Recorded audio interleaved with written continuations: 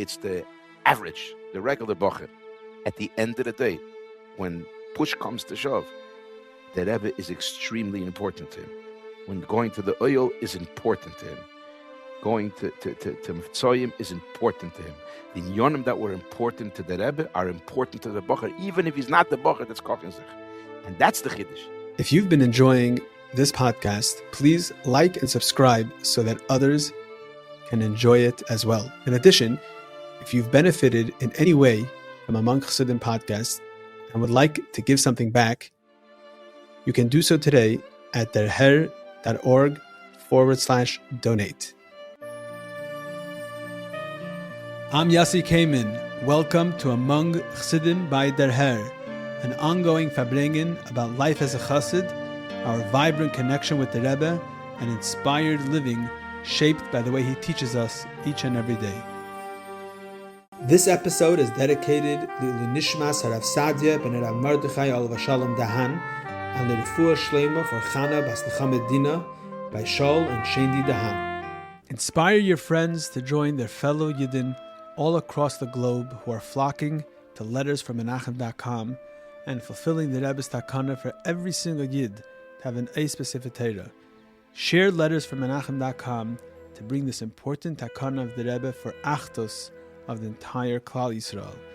This additional effort should be for Aliyas HaNeshama of Atamim, Menachem Mendel ben Harav Avram Asher Halevi Sheyicheh, a young shliach who passed away tragically a short while ago at the age of 17.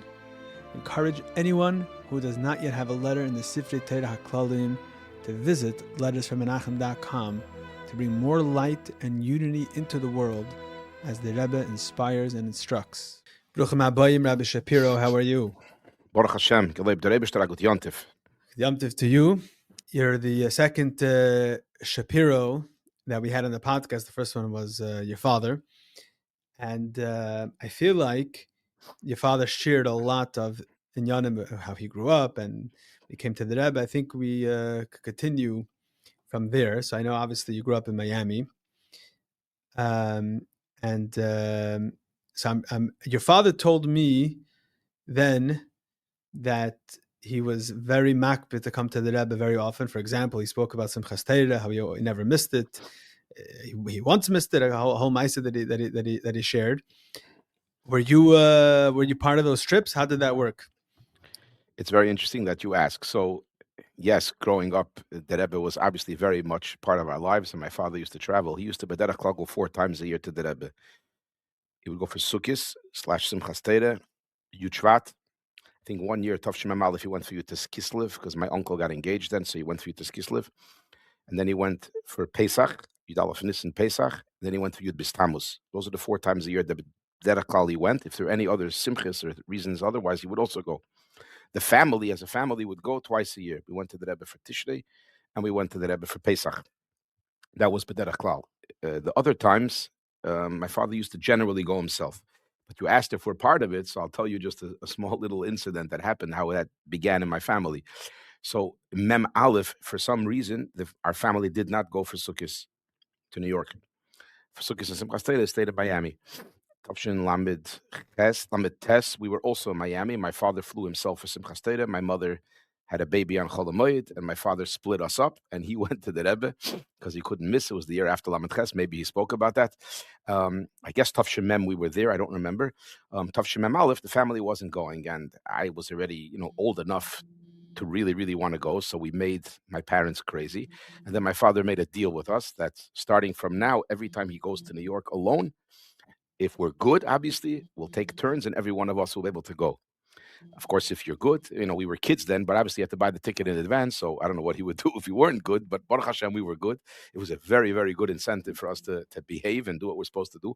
So I was zeichet to go Simchas Torah Tav Shemem Aleph, just for Simchas Torah with my father. Then the next time my father went to Zitas Kislev, we took my brother. And that went for a few years. So in addition to the regular times when the family would go to the Rebbe, my father would take one of us, the older boys that we were there then, he would take us to the Rebbe. And it was very, very special. And Simchas Torah Tav Shemem Aleph is a very special year. The Rebbe had our office for the kids, and I remember it mamish like yesterday. I could talk for a few minutes about that, but I'm sure everybody knows all those zichronos. In fact, what happened? So then the Rebbe started Tzivus Hashem at the time, and the Rebbe had a hakafe both nights, Shmini Atzeres and Simchas Torah with the kids. And the Rebbe went to the hakafe. The following year, the Rebbe also made a hakafe with the kids, but he didn't go. He said a sikha before, and he said last year it was a big balagan or a tumul, or I don't know the words that Rebbe used. So he said this time the kids should go with the parents to the hakafe. But that time the kids went alone, and the Rebbe danced the hakafe with the kids. So the Rebbe went an extra hakafe, 3 hakafes. The Rebbe went to the ches Shmini Atzeres and Simchas Torah Tavshim Mem Aleph, and it was extremely special. I was a little kid. I was crying bitter at and the trifis, the pushing was tremendous. I remember like yesterday the niggin they sang, at least one of the hakafes, they sang Utzo Eitza V'Sufor, and I could picture the Rebbe standing in the middle amongst all the kids. The Rebbe got pushed from all the Zeiten. They even say a story. There was a boy, he's a little younger than me, from Miami. He fell down, and the Rebbe picked him up. I wasn't there, but that's what they said at the time. And the Rebbe's face was poshet geleuchten. I remember it like yesterday. The Rebbe's face was poshet shining. I'm bechlal a shtickle cynic when you see these descriptions in the magazines of how the Rebbe's face looked. I was by the Rebbe for many, many, many years. But I'm telling you that if you see a description of Simchas Torah Mem Aleph, the Rebbe's face had geleuchten, the Rebbe's face had poshet geleuchten. But I have a small little episode, I've said the story many times, that happened at the end of Hakofis. So at the end of our kofis, my father's place with my uncles, the Zarchis, and others were all by the front of 770 by the Boren Kedesh. So I was sitting there with a few kids towards the end of our kofis by Oleno, I think it was. And the Rebbe turns around to me, looked like to me, and he points to me like this, that I should come to him. Of course, I ignored the Rebbe. The Rebbe doesn't mean me. I waited, didn't do anything. A few seconds or a few minutes later, the Rebbe turns around again, and he points like this again. Mom, straight to me. And goes like this. Again, obviously, I ignored the Rebbe. And the Rebbe turned to Rabbi Groner, Olav Hashalom, and he told him that he wants the kids that are sitting there, we should all go closer to the Rebbe. So we all sat down mamish by the Rebbe's feet. And the Rebbe was in such a tzugilozin mode or attitude. That tzugilozin means friendly, I guess, open. And some of the kids took the opportunity. They walked over to the Rebbe, and they gave the Rebbe Shalom Aleichem, which is also betachlis in Lubavitch. Megit the Shalom to the Rebbe. I mean, there's stories about that. And I knew that as a kid. I don't know why. I guess I've heard enough stories from my father as a kid that you don't give a hand to the Rebbe. But the Rebbe, I still remember sitting on the bottom watching how the Rebbe, with a beautiful smile, puts his hand down to the kids. Whoever stuck their hand out, big Shalom Aleichem to the kids. Fun. And there's no Shaila B'Dover. So Keina Mish Gishat, this was Simchas Torah. This was a whole different matzav. So I was Zeiche, Baruch Hashem, to go from that Simchas Torah. And from then, I was by every single Simchas Torah from Tavshin Mem Aleph. The only time I missed most of our kofas was Tavshin Nun Gimmel, I think it was, when the Rebbe came out early, Simchas Torah, not Shmini Atzeres. We were on Talucha, but I did make it for the end, for Aleinu. The end of Hakofis, I came back. Otherwise, I was every Simchas Torah, every year Hakofis by the Rebbe, and it's a tremendous schus and a tremendous Hakoras HaTov appreciation that I have for my parents that understood that need to bring us from wherever we were. You have to remember, in those years, it's not like today that everybody lived far away. There were shluchim, obviously. People lived far away in the Medinas, like France and Eretz Yisrael. But in the Orei Asoda, I mean, there were, but there wasn't that many. And nevertheless, he brought us to the Rebbe. We came to the Rebbe. We were Hamish. Everybody knew. I heard later, when Shapiro's from Miami came to 770, people knew that we were there. We were Vilde Chayus, a bunch of boys. We used to run around 770 in Veistach, and everyone knew that Higano, we're here, Baruch Hashem, you know. I remember even once we were coming for Pesach. There was a big snowstorm, and we stopped over. They would take tickets that were cheap, so we had 2 stopovers in Charlotte from Miami. Could you imagine? And it was delayed. A long story short, the taxi pulled up from the airport at 9:30 to Crown Heights. So my father stopped the taxi at 770. With all the peklach from the whole family, took me and my brothers out of the taxi. My mother, he sent back with the taxi alone, go to my grandparents' house to pull the suitcases up and unpack. And we went to Fabrengen. We came to Fabrengen 9:30, right before the Rebbe came in. We parked, Higano. We came to listen to Fabrengen. I don't remember what year it was, Mem Gimmel, Mem Dalet, one of those, maybe Mem Beis, one of those years. So it's obviously was very special, and it was tremendous. And so how old are you when you came to New York to learn? So I came to New York to learn in Elul Tavshim Mem Zayin. So I had just turned 15. I just turned 15. So you missed Hey Tavis. I missed. I mean, I flew in. I was learning in Mesivta then in Detroit that the year. Mesivta was a class. It was like a high school / class of 8th or 9th grade. And we all flew in. So we came in not for Mincha, but we came for Ma'ariv, and we were there until Yud Aleph Tevis. I think we came back Yud Aleph Tevis, the Sikha, early Yud Beis Tevis, the famous Sikha where the Rebbe spoke, and the Rebbe made then the Aseh L'Charav and the 3 Pchinas, and every 10 days, and the Rebbe spoke then about the Medrash with the Dan Notzach. So we heard that already back back in yeshiva. So we were there from the night of Hey Tevis, it's this Motzoi Hey Tevis, that night for a whole week we were there.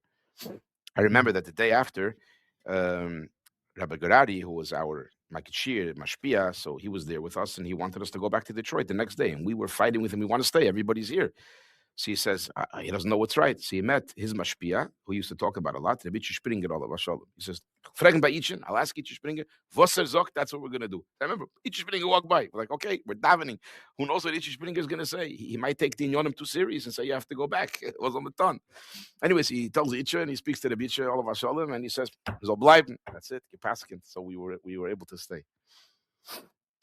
When was this? This was Vov Tevis, I guess. the next Zion day. Tevis. 2 days later. Actually, it was Zion Tevis. I remember Vov Tevis. The Rebbe said the Sikha about taking the Pidyanis to the oil, the famous Sikha.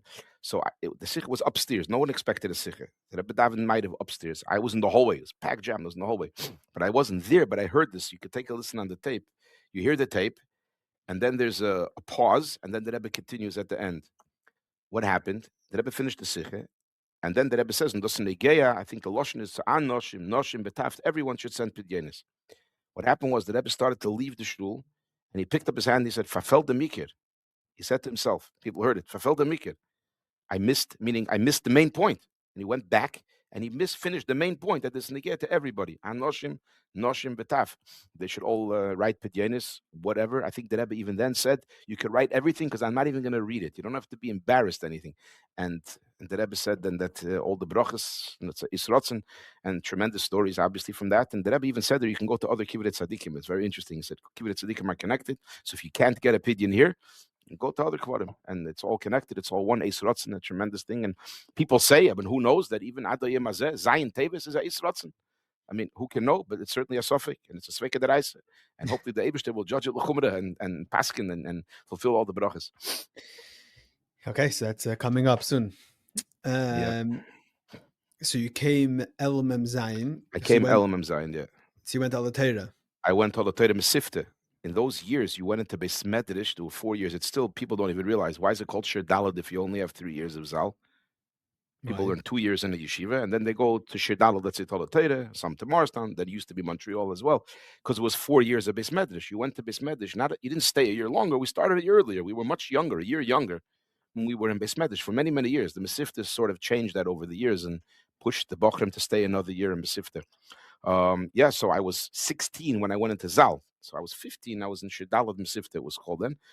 Old Taida, yeah, I was Mesifta. It was like a sort of a mini Zal. That's what it was called. It was called mini Zal. And upstairs. It was upstairs, yeah. And it was very special because it ended up being, it was Tavshim Mem Ches, very special year for a number of reasons. It was Tavshim Mem Ches was a special year, and also because of Chav B'Shvat, the whole shinui of Anhogya throughout that year with the Rebbe being home, etc. So I was zeicher to be by the Rebbe, mamish, that whole year. And so I know your father was involved with Chazara and everything like that. So what was when it came to the Rebbe Sichos and the Fabrengens, like how was it was obviously very different times, the Chavs and the Mebches, and but like how was a young bacher, you're able to understand the Fabrengens, to follow, like how did that work? So yeah, I was able to understand a lot of the Fabrengen, Baruch Hashem, even though I was a young bacher. I wasn't involved in specific chazorah, but I was chavedim with my chavedim who were chayzrim. For example, one of the big chayzrim who emerged around that kufa was my friend, Rabbi Yosef Yitzchak Jacobson, so sein gesund stark. I remember, this is what I remember. So I came to the Torah, and I think the first Fabrengen, the Rebbe Fabrengen, was a Shchedesh El or Chai El, that I was there in Yeshiva already. I don't remember exactly which Fabrengen it was. And what happened was, the next day, after the Fabrengen, so we stopped for an hour during Seder, and there's going to be Chazorah. And a kid, a 15-year-old kid, Yossi Jacobson, is going to Chazer. I was blown away. I was floored. I considered myself a smart guy. I should be able to do that. There's no way I was able to do that. And that's where I realized there are people that can actually repeat the Rebbe's Fabrengens, what I knew that my father used to do. So I was friends with these guys. So we used to discuss the Fabrengens afterwards, and everybody, we were mashlim different details of different things that the Rebbe said, and pshat what the Rebbe said. So a lot of, between the Chavedim, a lot of it went into the Anochas. what the pshat is. I even remember a few incidents of the Rebbe said something, and I had punkt chapt, or I learned something about that sugya. I said, the Rebbe, it sounded like the Rebbe meant this, but he actually meant something else. He meant Rashi in Pasha Shmois, not in Pasha Vayera. So I remember he came back to me. He says, "You're right. That's for sure what the Rebbe meant," and that's how I went into the Hanocha. So I wasn't officially involved, but we were all. This was, I don't even know how to describe it. Shabbos Fabrengen was what we lived for. Kipshutai. If I would meet Pliny Almoini on the street, if he came to the Rebbe and he would basically push me back a spot because his place was in front of me, I mean, what am I going to do? I might not hear every single word. I still meet him in the street. I said, you were my churban when I met you. I say it as a joke, obviously. But yeah, we lived mamish for the Fabrengen, and Memches were Geschmacke Fabrengens, a lot of Geschmacke Fabrengens in Tafshim Memches. And Baruch Hashem, we were zeicher to be there. The Rebbe verbringt almost every Shabbos in Memches, except for 2 Shabbosim. He didn't verbring Vayichi and Yisroi. Yisroi was Shabbos V'Vorchav B'Shvat. I think it was the women's convention also. And Vayichi, the Rebbe didn't verbring. And Punkt Vayichi, I was out of town. My brother had bar mitzvahs. I was in Miami. You have this two-sided feeling when you call up Matzah Shabbos, was there a Fabrengen? Like you're hoping that the Rebbe Fabrenged, right? At the other hand, I hope I didn't miss a Fabrengen. You don't say anything and you ask the information. And no, there was no Fabrengen. On the one hand, you breathe a sigh of relief, which is very selfish, obviously. Can move on. But nevertheless, we were kids. I don't know if I would feel that way as an adult. But so we were, it was tremendous. So we lived by the Fabrengens. We chazed the Fabrengens. And then we would read the Mugitik Sikha we would learn that came out and that we would try to remember. And then the Hanocha that came out. I mean, this was a whole different world. You have to remember, you had to catch up with the Likut that came out every single week, a fresh Likut, the Mugitik Sikha that came out, Sikhs during the week that came out, and then at that time there were my Morim coming out, Miss Manless Man, and you couldn't fall behind. The Mugitik Morim, yeah, the Kontresim that came out, yeah. So, and then the Rebbe Fabrik every Shabbos from after the Shloshim. No, that for 3 weeks the Rebbe didn't Fabrenk. Says when I say every Shabbos, I meant except for the Shloshim where the Rebbe was home. The Rebbe didn't Fabrenk, and then Shabbos Mevorchim, the Rebbe came. Shabbos Mevorchim during the Shiva, the Rebbe Fabrenk. The following Shabbos Mevorchim, the Rebbe Fabrenk. He said then he's going to Fabrenk every Shabbos, and from then he Fabrenk every Shabbos till Tafshin Beis, till Vayakil Tafshin Beis, till the last Fabrenk. Yeah. And you were there the whole time. You didn't leave. No, except for the summers. No, I would leave for the summers, and I would go home for Pesach. We went home once a year. To me, it's still a chiddush when Bochurim come to me. They want to go home because they weren't home for 4 months. I'm like, say that it's Tafshin Pevov, but in my days, we literally went home once a year, Pesach, and that's it. And not everyone went home Pesach, but most of us went home Pesach. The Suloi saw my parents. They came in for Simchas to New York. Right. So Chab B'Shvat. Everyone describes the events of Chab B'Shvat and how there's so many shinuyim and changes, and the Rebbe even said Tafshin Beis that it was a new tkufa. The Rebbe said that.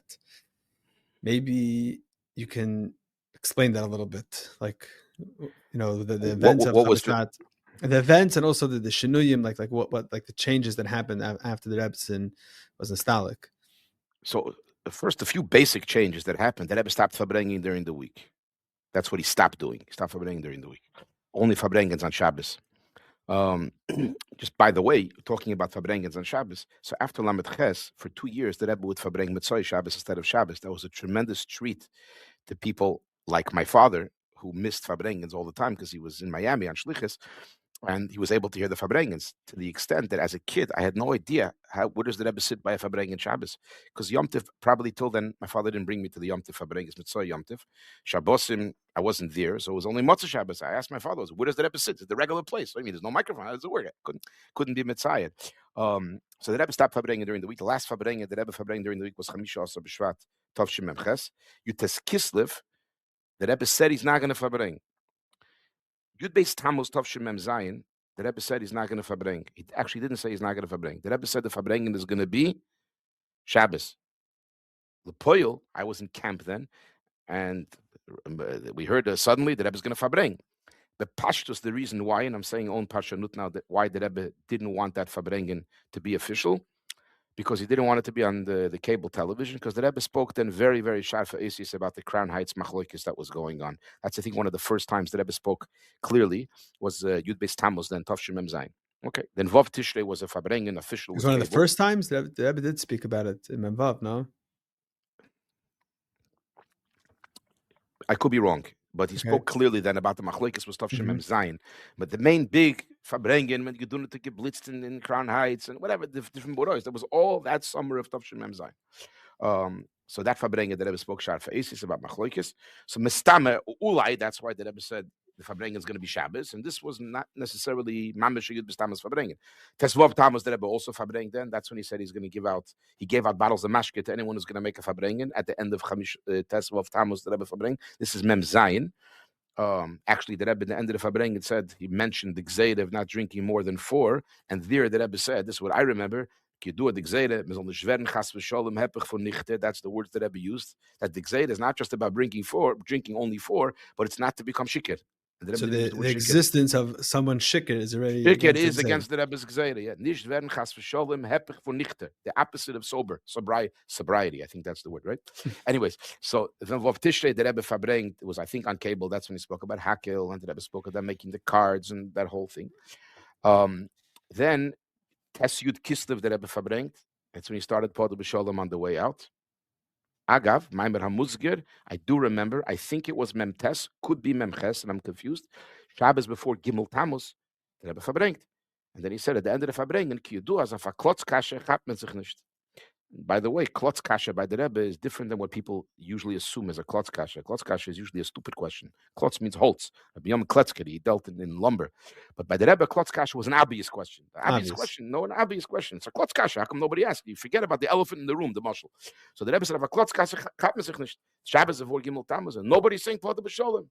And the Rebbe started the niggin. The Rebbe rarely started the niggin. Tes Yud Kislev, he started the niggin leaving. And this Fabreng, and if I remember correctly, he started singing Podu B'Sholem. Anyways, so came Yud Tes Kislev, the Rebbe said he's not going to Fabreng. He said, Lo yiyah yisvadas sheli, b'yoyim Yud Tes Kislev, erlechav Kislev, as far as I remember the rumors. So everybody expected there's not going to be a Fabreng. And Kiyudua, L'toiva, you could be a Shinu L'toiva. And then the Rebbe said that he's going to Fabreng. So there was a Fabreng and Yud Tes Kislev Tavshim Mem Ches. He said he's not going to verbrengen, he verbrengt. Baruch Hashem. And then Chamisha B'Shvat was the last verbrengen. After Chav B'Shvat, there were no more weekday verbrengen. So that was a tremendous shinoi. The Rebbe really started Sunday dollars much more, as far as I remember, official to speak to the Rebbe. I think it was unofficial, and I could be wrong, that it became like instead of Yechidus, it evolved from Tavshim Mem Vav. But I think it became more official that you're allowed to talk to the Rebbe. Started really after Chav B'Shvat. The Rebbe started davening Shachris with the minyan, with the Olam at 10 o'clock. And that was, and these were the official basic shinuyim that you saw in the Rebbe's Seder. And the Rebbe started saying a lot of more sichis. There was 1 year, year and a half that there was Kemat no sichis. Kemat, I think it was Memtes or Tov Shinun, there was Kemat no sichis. Even with the Skislib, I think. One year there was no sichis, if I remember correctly. But there are some famous ones. Put in Memtes is I was there. I was Purim. There was Motza Purim Memtes. The Rebbe spoke then about the Ashrei Chelkom Begedel Schusam. The Rebbe came in. The Rebbe's face was shiny. It was Kemat, no one there. It was empty. There was a whole machlokes between the Bochurim if the Rebbe was actually matet the Gzeida. If Kemuvan, I was from those that claimed that the Rebbe wasn't matet the Gzeida, because all the Rebbe said was Ashrei Chelkom Begedel Schusam from divas can das mekayim zem bepeil, from those that can fulfill it bepeil. If you're under 40, you don't have that schus. Either way, as a side note, nothing to do with the Rebbe, but 770 was Afred, that you can imagine was on wheels the whole night in Fabrengen, until we heard the news that Psach Yekor for Baruch Hashem had a refuah shlema. Then there was a fire, and so in 770, 2 o'clock in the morning, whatever we got the news that there was this fire, and he's mamish is a choylem sukin. That's it. The oxygen of everybody left, and the whole 770 became subdued. The next day, he asked the Rebbe, gave him $1, and then on their way out after dollars, the Rebbe saw the pinya. All of Shalom and back the Rebbe asked him if he got $1 for his son. But anyways, yeah, there were these famous sichis, but for the most part, that was a whole major shinoi. But the fact that the Rebbe davened Shachris every single day, this is after the year, moving until Chof Aleph Tevis Tavshim Mem Tes, the Rebbe was davening for the Omid. So that changed for that year. The Rebbe davened for the Omid, and that was a tremendous chus that we had. We weren't able to daven with the Rebbe every time because the Rebbe was in the house. And there was a whole system of how you were able to get into the house with a reshima. We had to learn the system, break the system, and get in as many times as you can. And then, but for Cheshvan, Tishrei, and Cheshvan, the Rebbe was in 770. So I don't think I missed a tefillah. In I don't Memtes. think Memtes, yeah, Cheshvan Memtes. The Rebbe came to 770. We didn't know what's going to be. The Orchem are coming. The Rebbe's home. So Gimmel the Slichas, the Rebbe came to 770, and he stayed until the Shchedish Kislev. The Rebbe went back home. When the women made a siyum sefer Torah, the Rebbe came that night down from the other steps, and he gave them dollars, and they said a sicher, and the Shchedish Kislev Tafshe Memtes, and then the Rebbe stayed home again. And then the Rebbe came to 770. Tkufas, the Rebbe went back a little bit, but from then on, the Rebbe was on and off, but usually in 770. But for the full year, the Rebbe was home. So we didn't daven with the Rebbe every single tefillah, but a lot. We used to get the shus from Nanahola, and we used to be able to daven with the Rebbe. It was a tremendous, tremendous chus. I mean, I see pictures now that pop up in the Rebbe's house. It's a small crowd, and your mom is standing around the Rebbe, and I get the chills every time that I see these pictures, because it's different than being in 770. I still remember the Rebbe davened once for the Amid upstairs in 770. In Tov Shechaveh, the Rebbe davened all the tefillahs.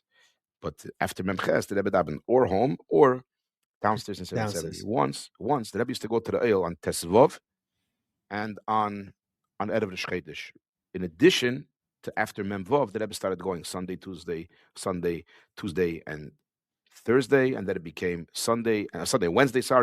It became Sunday and Wednesday. Then it pushed off. Then it became Monday and Wednesday. But Bnei Sivla, the Rebbe went Tesvav and Erev Shchedish. So that year, Erev Shchedish was Friday.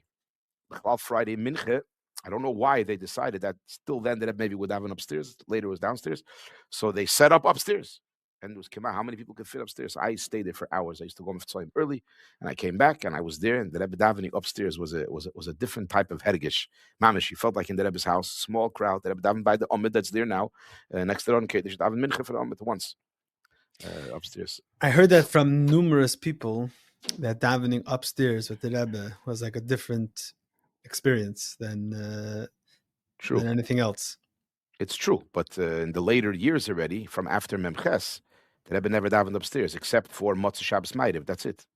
The Rebbe stopped davening upstairs. There used to be a goydel, on Monday and Thursday at 7 o'clock in the morning, who's going to have the schus to put down a tilim for the Rebbe. So I lived then by my uncle, Olav Shalom, on Eastern Parkway. So one of the bochurim who was involved tells me, you live on the way to Chassidus. Why don't you come to the goydel? And that was my plan. So that week, I was planning on Thursday that I'm going to come now for the goydel. I don't know if I would have won. Very few people were there for the goydel. Anyways, that week Chav Bishvat happened, so I never had that chance to be able to put a tilim down. But upstairs was a different experience, and I was there many times till Chav Bishvat and in the previous years to daven with the Rebbe. Yeah, it was once. I'll tell you a story. It was, you could check on the calendar. Maybe it was Tafshin Nun. Erev the Shchedish was Friday, Chanukah. So the Rebbe went to the oil. And they set up upstairs for Mincha. Whenever the Rebbe went to the oil on Friday, even in the later years, Mincha was upstairs. They didn't want to disturb, I guess, downstairs, getting ready for Shabbos, because otherwise the Rebbe davened 3:15 Mincha, even on Friday. So the Rebbe came back from the oil, and everybody's waiting. It's very, very late. And the Rebbe's going to come out to Mincha, and then we all have to run home to bench Chanukah Licht. So we hear mitamal the Rebbe's door opening, but the Rebbe's not coming out. So we had a hunch that the Rebbe is actually benching Chanukah Licht before Mincha because it's so late. The door closed like for another few minutes. We didn't see the Rebbe. But 10 minutes later, the Rebbe came out to Mincha. And there are those that claim that they saw some wax on the Rebbe's finger. The Rebbe daven Mincha. It's late. You can imagine it's already probably after Lich benching time already. And so there was the only time that they sang Haneira Solo by the Rebbe without repeating any of the stanzas. And very Haneira is Halalu. And Echod were mishtamet in the middle to go bench licht. I lived in Hadara Tada's dormitory then was Hadara Tada, 824 Eastern Parker. So I lived mamish around the block. So I was able to stay until the Rebbe left. I ran home and I had enough time to bench Chanukah licht. But I do remember that they push it saying Haneira Solo. The Rebbe without any reaction. The Rebbe understood obviously why we're singing it fast. Haneira is Halalu. And by the Rebbe. Among Chassidim is brought to you by Chassidische Der Herr. We live in a chaotic world, a world where for us Chassidim is a seinu, lei ra'inu, we do not have the ability to hear and see the Rebbe on a daily basis. Yet we know that the Rebbe is very much with us, and the Chassidus Chabad is alive and thriving more than ever before. One needs to only tap into it. Chassidische Der Herr provides you and your family with the tools necessary to tap into all of this. whether it's the monthly magazine, the way it all began, whether it's their hair books, their hair online content, and so much more. Men, women, and children throughout the world benefit and use these tools on a daily basis. Whether it's children enjoying the children's magazine that comes along with the regular Der Hair, or enjoying the children's podcast, whether it's bochurim in yeshivas receiving the Der Hair, whether it's girls in high schools enjoying their hair club in their local high school. People all over the world and from all walks of life enjoy and utilize these tools and take advantage of it. If you're not already subscribed to the Hair Monthly Magazine, do so today at derher.org. That's derher.org. Der Hair is a dynamic organization which is committed to continue providing these tools, grow on a constant basis, and do all that we can to help this effort. Baruch Hashem, it takes a lot of resources and finances to make this all happen. You can be part of Der Hair through your financial support as well, through visiting our website derher.org, or through contacting us to setting up a meeting. Thank you very much. Enjoy the rest of the podcast. Okay, I'm very interested, over the mashach the years. You listen to the yuds and the chafs and the lamdas and the mems every, decade or whatever. It's a whole different signin in the way the Rebbe speaks by Fabrengen. And I think in your years there were like the most changes in the Rebbe style. It's always very interesting to me how the Elam, there's some people that I don't know if they were able to understand, but the Bochurim they were following the Rebbe Sichas, understanding that these changes, Elul Mem Zayin and Tafshin and Beis are like a very, very different. I'm curious, like how the Elam took it, or how, like, what was the way, or the way it was perceived. I'm interested in that. I don't have oisius to tell you, obviously, but it became very difficult to remember. In other words, and to follow, because the Rebbe would go from Inyan to Inyan very fast. We have recordings of the Rebbe Sichos from that Kufa. And what amazed me, how the chayus were able to keep track and remember everything, amazed me, because there were certain Sichos that the Rebbe was masbir even in those years. There's a number of such fabrengas. The Rebbe once spoke about, there was a Rambam about the chayus in the Beis HaMikdash, how they made the goydel. The Rebbe spoke very, very much and explained and elaborated. There was the famous Sichos Shmini Tainis Esther, the Rebbe asked the Shaila, Parshas Zocher, Tavshim Mem Tes. The Rebbe explained himself. Vayakel Nun Beis. People don't realize Vayakel Nun Beis was a fabrengen that literally was 15 years back, the way the Rebbe spoke. You can't even feel it from the Hanocha. The Rebbe was speaking, his hands, I used to stand on the side of the Rebbe, his hands were under the table moving. Where did you stand? The Rebbe was masbir, like behind the Rashak's place over there. That's on the side, that's where I stood. And the Rebbe was involved, mamish, it was loud, the whole 770 heard. Not only that, there was another Fabrengen, but this was one of the only Fabrengens that were sort of interactive, meaning the Rebbe said a statement which actually taught me something tremendous, that sometimes the Rebbe said something that we didn't understand what he meant. Okay, so sometimes you could think maybe it was like a plate of sapeh, right? You could think, and that could happen too. But here, the Rebbe said something, the whole 770 was stunned. They picked up their head like, did the Rebbe just say that? And the Rebbe gave a smile and explained himself. So here, because the Rebbe saw everybody get surprised, so the Rebbe explained himself. He said that none of the Rebbeim went to Eretz Yisrael. I know I was standing on top on the stage. I watched. People used to sit the Fabrengen like this. Their whole heads went, huh? The whole 770 went, huh? Literally, loud, huh? And the Rebbe gave a smirk, gave a smile, and he said, und das was der Rebbe the Shver is gefahren, is not given als a vertret a tachlif. He said these words. It was only as a substitute, because he couldn't go to the Kvarim in Lubavitch anymore. So that's why he went to Eretz Yisrael to go to Kivrei Tzadikim. But really, there wasn't the pshat that he went to Eretz Yisrael. So the Rebbe could have said that statement. It would have gone, and it was like, what did Rebbe just say? But that was what he meant. Obviously, that's what he meant. But so yeah, it was very, very difficult to understand many of those sichos. They were published later, and we learned them. And but they were it wasn't still one way only. There was different sikhs and different kufis, and the Rebbe spoke differently. You're saying even in that kufa? Even in that kufa, it wasn't. There's a sikha that Rebbe spoke. I think it was Mem Tavshin Nun Shabbos Cholamoy. The Rebbe said 2 sikhs Shabbos Cholamoy Sukkis. People left after the Rebbe finished the sikha. They thought it's over. They left. The Rebbe said a Rashi sikha. The Rebbe already wasn't speaking the regular Rashi sikhas Tavshin anymore. Nun? Yeah. I thought the last one was Memtes.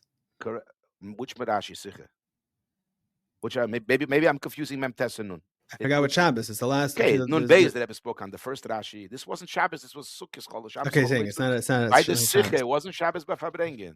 The Rebbe finished the sikha. I think the Rebbe started out to v'chartonu. After the niggin, he studies Rashi sikha now. Pasha Baruch.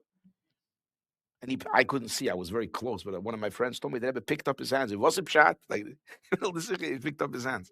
So there were different sikhs even during that kufa. Even Klali Taka became different. But the Rebbe was much more with the oilam. The Rebbe gave out kontresim, and he stood hours with dollars. There was a whole different shinui and the yachas. And also the sikhs during the weekday, especially in Alpha and Beis, it's like every other night. Yeah. There's a sikha. How would that work in Mitzad Yeshiva? Everyone would go to 770 when there's a sikha? So it was complicated. At one point, the yeshiva said we're not allowed to go. We have to listen to the sikha in 770. In El Teira.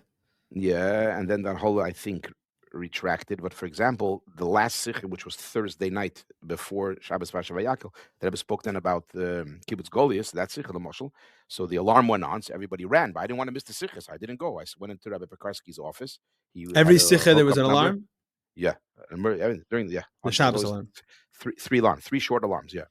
And everyone ran, and I went into the office. I listened to the sikha in the office. I didn't want to miss the sikha. Because a lot of times, if it wasn't a long sikha, by the time you made it from Olateda, which was then on Troy Avenue, all the way to 770, you missed the sikha. Right.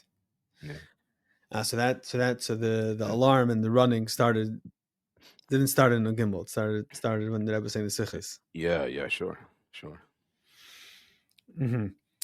And I heard about Vayakel. I don't know. Someone told me. I'm not sure. I don't remember. I heard this, but I heard that Rebbe Yael, after was telling the people around him, so the Rebbe geleuchtet, like the Rebbe was shining, like after that sikha. I came to Yeshiva that night, Motzei Shabbos, and one of the Anhola members came over to me and said, Shapiro, I could tell this too. This was a Fabrengen, right? Just like that. This was a Fabrengen. It's tremendous. And you can obviously it's Shabbos, but you can see in the built-in Mugah Hanacha, you read it, and you can see that it's like it looks like it's middle of the mems, like that type of. That's how the Rebbe spoke. That was the signin, the way the Rebbe spoke as well. Right. I once heard from somebody that's probably your age that he used to learn Sichas Kodesh in his free time from previous years. So they asked him, Matem gefragt, what are you doing? He says, what do you mean? Every time I hear the Rebbe speak, the Rebbe says,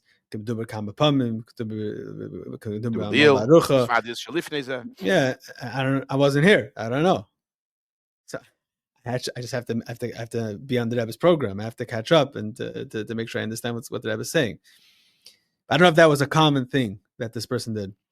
Listen, I always tell the Bochurim today, you know more about the Rebbe than I do. Because to you, it's one miksha achas, Tavshin Yud, let's say, or Tavshin, whatever year you're starting until Tavshin Nundal. It's one miksha. You don't have a preference. I know more of what I lived through than the earlier years, because to me, that was like old. I'm living in the now. So you have to change your mode and look at the Rebbe's years as a miksha achas. I still haven't been successful in that. So the Bochurim know a lot more. It's the same thing. Tavshin Gimmel though. It's basic Tavshin Gimmel. Ich weiß Tavshin Memches, Memtes. I think this is a debate the different Chassidim had when Mashiach comes. What's the Rebbe going to look like? I think the older Chassidim said the Rebbe's going to look like he looked in the Yuds. Whatever it came out that everyone's saying the Rebbe's going to look like when they were Bochurim. So those are your years. Like my father, he talks mainly about the Chovs. That's when he lived. So anyone who was there usually talks about the time that he lived through.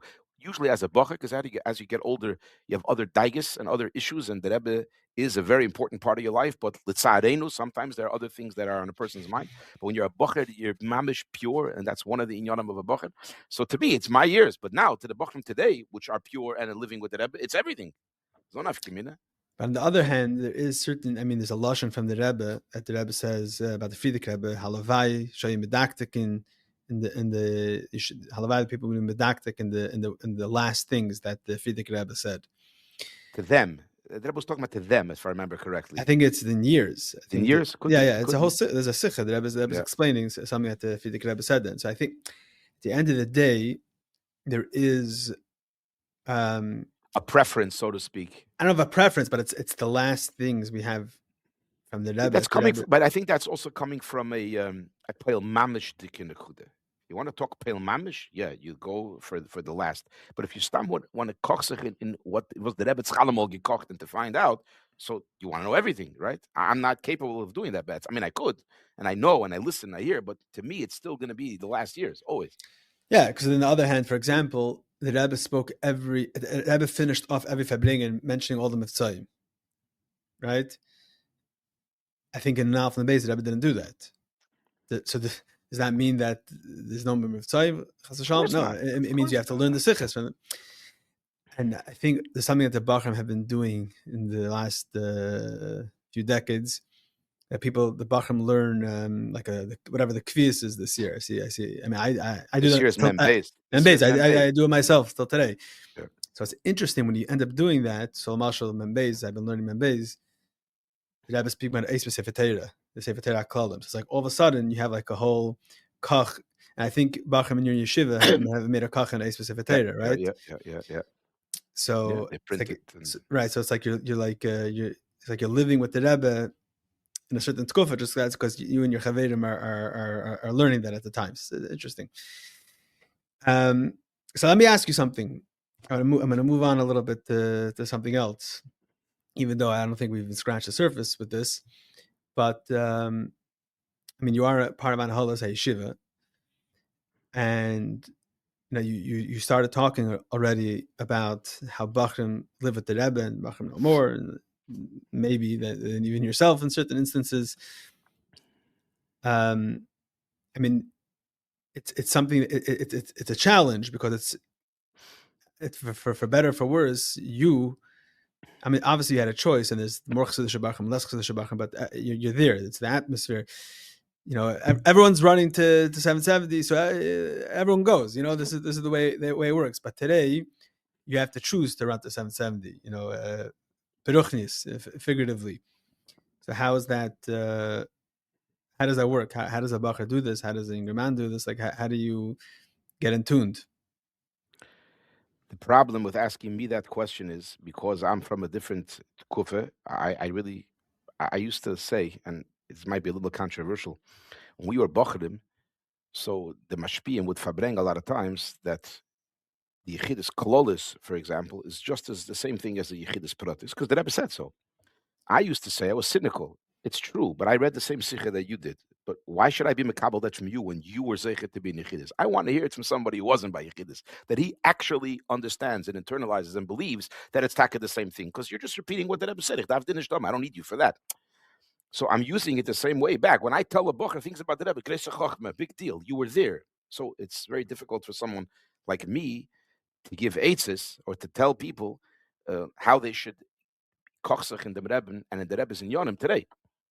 But they still ask me, and I guess they want to hear. I don't know, but it's very difficult, and I don't know where I would be. You see, I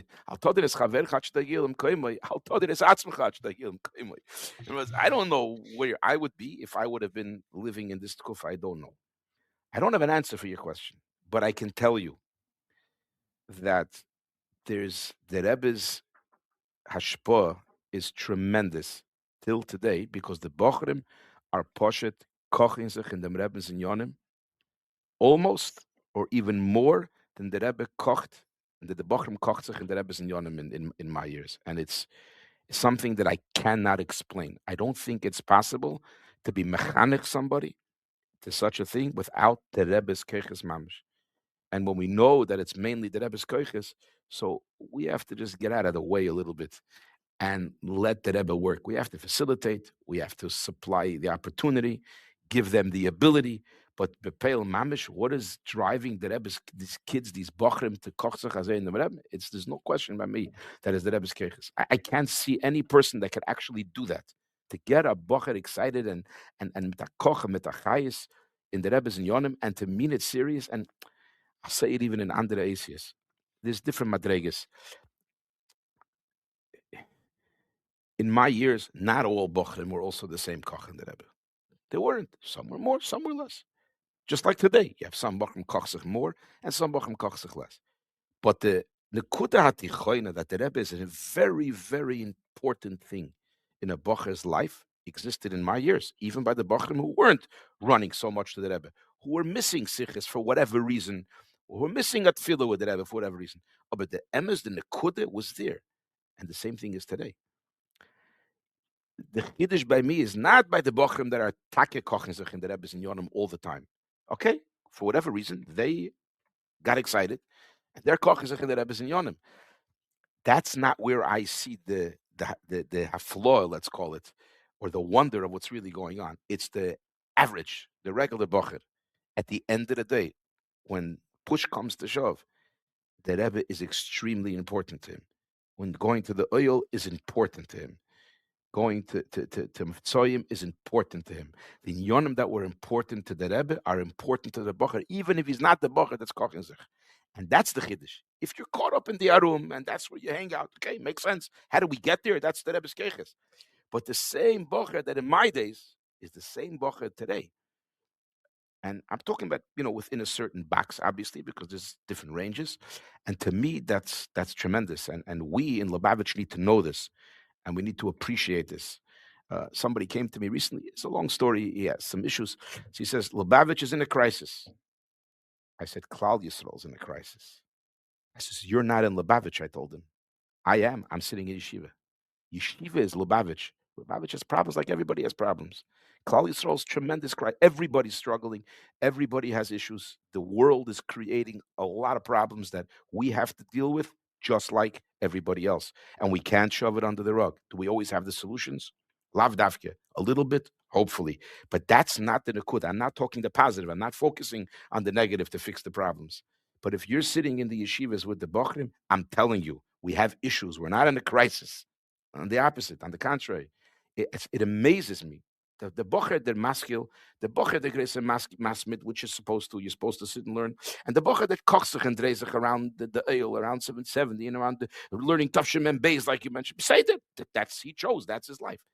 But the regular guy, to me, that's where we see the Rebbe's keches, that they're still taking it really, really serious. Going to the oil is serious. Whatever it is, learning on Maimed is serious. It's serious business, and we have to somehow recognize that and help continue that. And it's how many years already after Gimmel Tammuz? 30-something years after Gimmel Tammuz. There is no explanation. Al pi seichel, al pi tam b'das. I met a guy once, Chassidish guy once, going back 10 years ago, 15 years ago. I don't know how the conversation went. I'm sure he was a secret Lubavitcher because he knew way too much. He knew way too much. Anyways, we started talking somehow about the Frierdiker Rebbe. So I said to him, the story how the Frierdiker Rebbe was saved and who helped the Frierdiker Rebbe run away from Europe. He stops, he goes, is it nicht going to mention the Lubavitcher? He says, you guys are crazy. So to take any other Chassidus, and his Rebbe was also saved from Europe. I'm talking about the ones that came after the war. Ask them how he was saved, what the story was. They have no clues.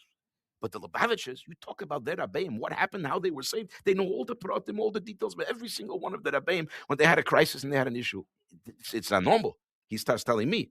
He was saying it as a mile, as a son is something here. And okay, so I'm from the older ones, but these are the bochurim of today. They don't know everything because, again, it's one big mixture, so there's so much that you can know, details about every tkufa, but nevertheless, it's all there. And to me, that's where we see the mamish, the Rebbe's keches. And when you're sitting amongst the bochurim, some will argue with me, yeah, Chochmeh, you're sitting amongst the bochurim. Yeah, I'd rather sit amongst the bochurim and see the oir of the Rebbe and the oir of Chassidus, the way it's mamish affecting our Jugend, our youth, which will eventually, hopefully, grow up and be the Chassidish Galite of Lubavitch. I want to sit here and see that and not focus on the problems which exist. They exist in Klal Yisrael as well. And there's a reporter that came to the Kinnis Hashluchim one year, Israeli. This is a while ago, but many years after Gimmel Tammuz. He wrote, these Lubavitchers, they talk about the Rebbe like a kid speaks about the father in the middle of the Shiva. Like that's how much they're talking about the Rebbe. And I think you said it good, that this has nothing to do with us. This is the Rebbe's whatever hashpah that's making it possible. There's no textbook how to do that. There isn't. And we can sagen that alle haben zugetroffen. Everybody figured out the textbook, in all the yeshivas and the basic general Klodosdike bochur of today. We didn't figure that out, So it's the Rebbe's koich. It's not a question. Look, it's not a chiddush. If the Alter Rebbe said about Yitzchak Kislev that it's going to be Yukba L'Moyed Tmidi B'Yisrael, like how does he know that? How does he know that it's going to be a Moyed Tmidi B'Yisrael? And I think that it's Esh kicking in now. Over the last 15, 20, or 30 years, that it's Moyed Tmidi B'Yisrael. Moyed Tmidi B'Chabad, okay, Ein Niklach, your family. The Ein Niklach of the Rambam, I think, still celebrate the Rambam's Yom HaTzolah, whatever. Of course, the Shpola Zayda's Ein Niklach, they celebrate the Yom HaTzolah. But the Alter Rebbe said, Yukba L'Moyed Tmidi B'Yisrael, that it's going to catch on. Ganz Klal Yitzchak Kislev is not a Lubavitcher Yom Tov anymore. We also celebrate. Klal Yisrael celebrates. It's an amazing thing, right? So there's a whole different koiches going on over here. And this is all part of the same thing. This is part of the keiches of the Rabbeim and the Rebbe's keich to be able to give us that koich. And we see it b'peil mamish. It's just nothing. There's nothing more to say other than the facts are in the results. Right. Now, chas v'sholem, I said this to someone. He got all upset at me because he was tiny. Then you're throwing the problems under the rug. I said, that's not what I'm talking about now. When you have to deal with the problems, you have to deal with the problems. Of course there are issues. Everyone has issues. Yeah, whatever. I mean, on the other hand, I mean, there are those that to say that Gimmel Tammuz was, obviously, to say that this was something that anyone would have chosen, anyone would have wanted to be in such a matzav, I don't think that's the case, right? Obviously, yeah. Obviously, this look. You have to look at the silver lining in every single situation. The fact of the matter is, it's after Gimmel Tammuz, and we have the Yatim B'Chayoyi. That's like saying halavai every tzaddik should be nostalgic menahel because you want the Yatim B'Chayoyi. That's exactly what someone chas v'sholem might say. No, of course.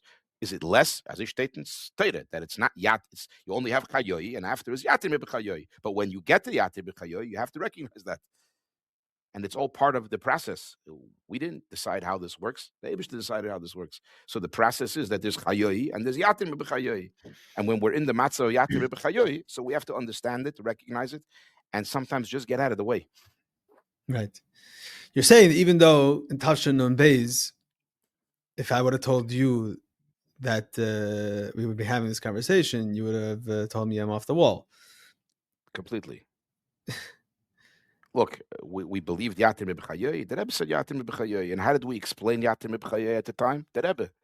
When we heard the Fabrengen of menahel, which I was there for my Yechidus Bar Mitzvahs, I was there Yud Tammuz and Tesvav Tammuz, and the Rebbe screamed about Yatim B'Chayoyi, about the Svarim. And I was a young kid. I understood, a little bit what was going on. Not the story, the background. Nobody knew, but I understood what the Rebbe was saying. So where was the Yatim B'Chayoyi? The Rebbe's the Yatim B'Chayoyi. No one thought any further. But the Rebbe said it clearly by Fabrengen. People, I don't think they pay attention. When the Rebbe was speaking that, he said the following words, Tesvav Tammuz menahel, und das ist negeya zu jeder chosid ad soif kol hadoiris. Those are the words the Rebbe said by the Fabrengen. At the time, no one paid attention. What does ad soif kol hadoiris mean? What the Rebbe really meant to say was after my lifetime. That's exactly taich in simple English. What yeder chosid ad soif kol hadoiris. He was saying this, that the yatir mi b'chayoyi, he was referring then to the Frierdiker Rebbe, but of course it meant himself as well, is negeya to everyone ad soif kol hadoiris, and we have to remember and appreciate that. And the Rebbe was telling it to us as a beremes. Of course, we ignored it then. And the same thing, the sichos, there was very strong sichos in Tafshin Yud, where the Rebbe speaking about. I think there's two tkufas that the Rebbe spoke very strongly about this, by the Svarim and then Tafshin Yud. It's the same thing. I don't know what they were thinking in Tafshin Yud when the Rebbe was speaking about how the Frierdiker Rebbe is still here and everything's continuing. But and there's a famous letter, I think it was Avram Paris wrote to the Rebbe Zol Gesund sein. So the Rebbe said, I like the fact they wrote on the Frierdiker Rebbe Zol Gesund sein. I think, I don't know if I would have picked this up. I think in his letter he meant the Rebbe. For sure, not even a Yeah, question. right. The famous That's word of a pshat. city Kodesh, for example. The Rebbe chapped on Mhm. that word, but Yud he always said a city Kodesh. I believe Ben Shashamte wrote a letter to the Rebbe that he has a remes for the Rebbe. Right. Koil asher yavod tachas hashvato asiri, the one who will be instead of the one who was installed b'shvato asiri, yeh Kodesh. That's what he wrote to the Rebbe. The remes for the Rebbe was a city Kodesh, was the Rebbe, not the Frierdiker Rebbe. And the Rebbe took the word, the city Kodesh on the Right. Frierdiker Rebbe. Yeah, of course he meant So, the Rebbe. so Avram Paris wrote on the Rebbe. The Rebbe soll gesund sein, and the Rebbe says, I like the fact that he wrote soll gesund Of sein. course. Huh. They say Uh, they say a story in Tafshin Yud. The Rebbe walked in excited to Maskiros once and said, the Rebbe Pravet Mofsim. The Rebbe did a Moifis. And he said, the Rebbe, meaning the Frierdiker Rebbe Pravet Mofsim. So Rabbi Chaim tells the Rebbe Pravet Mofsim. So the Rebbe said, du bist a Petach, you're a fool. Turns to Dr. Nissim Mendel, Rabbi Nissim Mendel, and says, was sagt dir? And what do you say? But ich halt wie hem. As der Rebbe Pravet Mofsim. Bist echt a Petach. You're also a fool. And the Rebbe walked out. Yeah, but this is the Metzias. Metzias is, it says Yatim B'chayoyi, and that's the fact, and that's the trufa we're living in. Lebe B'chiroseinu, and we didn't choose it. This is how it is, and we have to appreciate it. Understand it. When I say appreciate, I mean happy. Appreciate means understand and what's really happening. by the way, that gives us a whole nother understanding. You said the words Lebe B'chiroseinu. The Maimer Basel Lagani, Tafshin Yudalef, the Rebbe says the fact that we're in Teira Shvi, whatever, it's Lebe B'chiroseinu, and in certain ways it's Lei B'chiroseinu, right? That's where I'm taking the lashon from. Yeah. We don't even want this. Yeah. I mean, today, based on everything that the Rebbe said, that it's a Deira Achron Shal Golus and Deira Shal Geula, and we're the Kananas Hagabe Anak, we're the ones that are finishing it off. I mean, today you can see this so clearly, like mamish, like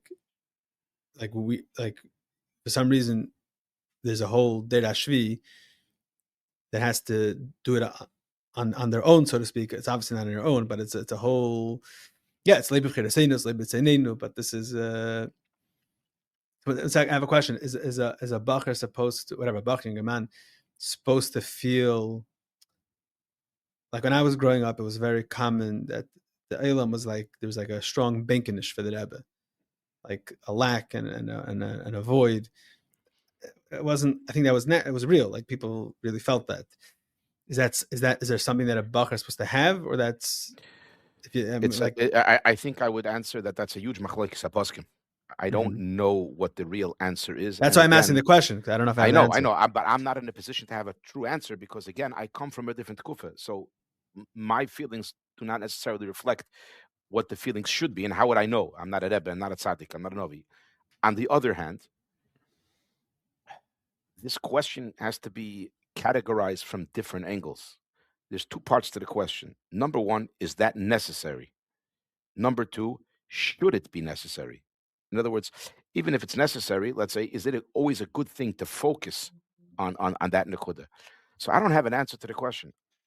From the Rebbe, we didn't see a benkenish to the Frierdiker Rebbe. We didn't see it. In Tafshin Yud, there is obviously. I'm talking about in Tafshin Lamed, and how many Tafshin Mem? We're not Tafshin Mem Gimmel now. 3 years after the Gimmel Tammuz, the Rebbe lived with the Frierdiker Rebbe. Mamish went to the oil twice a month, twice a week, 3 times a week. He lived with the Frierdiker Rebbe. The Asius of benkenish, we didn't see. If someone has a benkenish, kol hakavod, I say, as long as it doesn't depress him. The problem is that sometimes the benkenish can make a person feel down and feel bad and give up hope, especially someone who was taken by the Rebbe physically. So as long as it's, for Fabrengens, after you say a little l'chaim and then you express a benkenish, I mean, if a person could express a benkenish to a family member, even many years after that family member passed away, lo yolenu, certainly you could feel and express a benkenish to the Rebbe. The question is if that's supposed to be your whole avodah. I would imagine no, because if it is, it could sometimes shter to the Aved, and we didn't see that by the Rebbe. We saw everything else except for this Nekuda. It's not a raya that the Rebbe didn't have a benkenish because the Rebbe wasn't so expressive like this. B'chlal. It's amazing that b'derech klal, if you have any human being that spoke darshan for as many hours as the Rebbe did, you can probably write an autobiography of every single moment of his life. The Rebbe spoke so many hours, you know nothing. The only thing we know a little bit is what he told a few people here and there, and you put together Yemei Melech or the early days or something from documentation. Nothing. He didn't speak about himself. He spoke Torah. He spoke Hisaydus, Miftsoyim, Nigla, Chassidus, whatever it was. He didn't speak about himself. Oh, he said about himself. But Beifin Kloli, he didn't. So there's no raya. But the fact of the matter is that Rebbe tzich yikocht only in going forward. Now, on the other hand, it created by some people, and I know this because I speak to Bochurim, that they feel bad that they don't have that benkinish, that they don't have that, let's call it ava psoris, physical ava, so to speak. Which, by the way, feeling the Rebbe didn't the use Rebbe. those lashenis when the Rebbe talked about his kashrus. Bichlal not. So my answer always is as follows. I don't know why you feel bad. His kashrus doesn't say anywhere. In other words, let's put it this way. Mekusher is his kashrus. It's bederech memela. How do you become a mekusher? If you do the things that connect you to the Rebbe. Doesn't mean, in other words, let's say there's someone who does everything that Rebbe says. He doesn't feel it. That means he's not a mekusher. He's absolutely a mekusher. If it bothers you, work on it. Or you'll be successful, or you won't be successful. Meichetesa. That's like saying if you don't have an av psoris to your father, you're potter from kibbut aveim. Like, what does that mean? And there's no kesher. It doesn't say anywhere you have to love your father. I feel it says you have to mechabed your father, to mechabed your parents. Av is to the Eibishter. Now, do you have to love the Rebbe? It helps. There's no question about it. That if you have an ava to the Rebbe, it certainly helps. But if you don't feel that ava, yeah, it doesn't say in halacha that that's necessary or in chassidus that it's necessary. So a person shouldn't feel bad. It's normal if you live in Tafshin Pevov and you weren't, let's say, raised in the atmosphere which would sort of induce a person to have that feeling. It doesn't make a difference. We're talking about doing what the Rebbe wants. His kashrus means learning, for a bochur, let's say, learning nigla chassidus, as they state in learning the Rebbe's Torah, like it says, going on with Tzoyim, learning Chitas, learning Namam, and then you know you're a Mekusher. You know it. You are a Mekusher. You could always do more. So there's no real straight answer to the question. And the minute we focus too much on requiring that feeling, what it does is it makes those that don't have it feel bad. I was sitting Shabbos before Gimmel Tammuz by the oil once. There was a few Chassidish Rebbe sitting around. They were Lubavitchers, and one of them was crying bitter at Tereren that he doesn't have an Avab Sodas to the Rebbe. I looked at him like, really? That's what this is about? It's nice, but if I bring it, you can cry like that. But that's not what this is about. You're doing what the Rebbe wants. You're going on Mitzrayim, you're teaching Chassidus, you're being Mefetz the Mayonis. What more could you ask for? It bothers you? Say that. Figure it out. It's the same thing if people complain that they don't have a feeling for the Torah mitzvahs that they're doing. That's like saying, I don't have a feeling to change the diaper of my child. You do it anyways, because that's what you're supposed to do, and you do it anyways. Now, if you want to be miserable, so you'll be miserable. If you want to figure out a way to make it work, figure out how to make it work. But that's all secondary. I think the main thing is doing what you're supposed to do. Yeah, and the Rebbe said very clearly, I mean, Sayem Limbuterase, and Yeah. Right, so here's a different thing. It's only Limbuterase, it's not Riyas Panim. And Ochanami, look, this is what it is. What Riyas Panim, the Rebbe said pictures is also like Riyas Panim. He told people to have pictures. Rabbi Hirson to have a picture of the Fidik Rebbe. One of the integral components of being a chassid are the Chassidish Yomim Tovim and Yom Pagra. Whether it's Hey Tevis, Yud Shvat, Yud Aleph Nisan, or Gimmel Tammuz. These days give us an opportunity to connect with our Rabbeim, to connect with each other, and be better chassidim. What is the story behind each of these days? How did the Rebbe commemorate and celebrate these days? And most importantly, what are the lessons, the takeaways, and the action items Hamaisa Hua Ikir needed for each of these days? All of this and much, much more are answered in the new set recently published by Der Herr. Our Days is a journey through the Chabad calendar in story, meaning, and practice.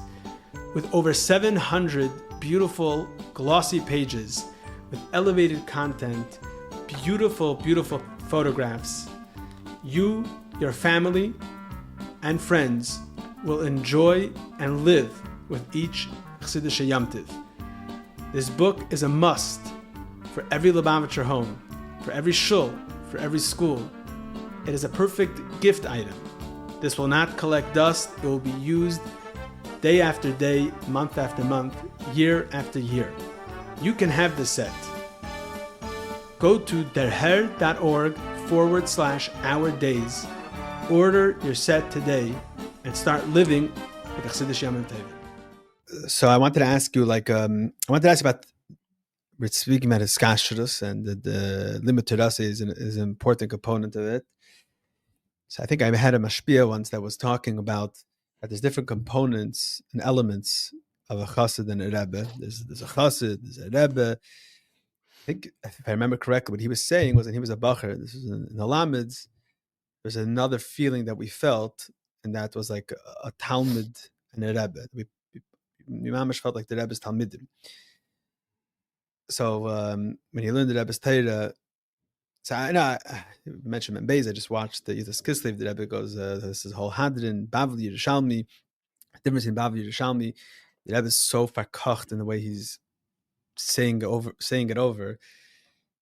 And I think it's a chiddush of our Rebbe. I mean, there's the limud achsidus that all the Rebbeim obviously taught, and especially in Lubavitch, the Bochurim are kaching in the Rebbe Shabbos Meimarim.